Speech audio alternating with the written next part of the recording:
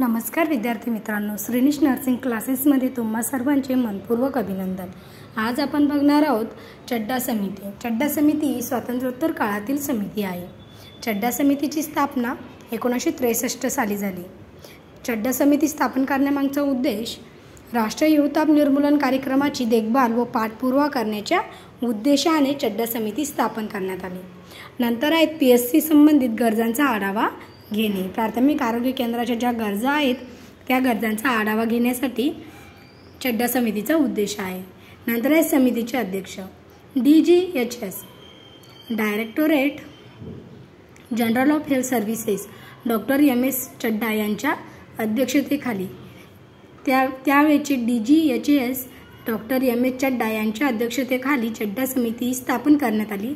त्यामुळे या समितीला चड्डा समिती असे म्हणतात। चड्डा समितीच्या शिफारशी विविध कार्योपयोगी कर्मचारीची नियुक्ती करणे, 10,000 लोकसंख्येसाठी एक मूळ आरोग्य कर्मचारी नेमणे।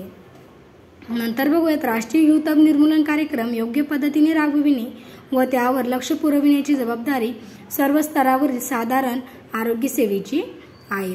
यात PSC सब सेंटर व जिल्हा परिषदेचे आरोग्य कर्मचारी यांचा समावेश असेल। कशामध्ये? राष्ट्रीय युवताप निर्मूलन कार्यक्रमामध्ये।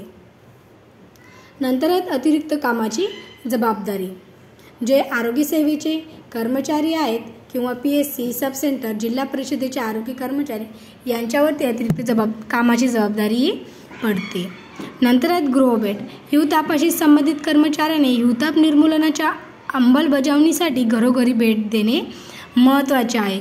त्यामुळे युवताप निर्मूलन होऊ शकतो। मित्रांनो, असेच नवनवीन व्हिडिओ पाहण्यासाठी श्रीनिश नर्सिंग क्लासेसला सबस्क्राईब करा आणि बेल आयकॉनवरती क्लिक करायला विसरू नका। धन्यवाद।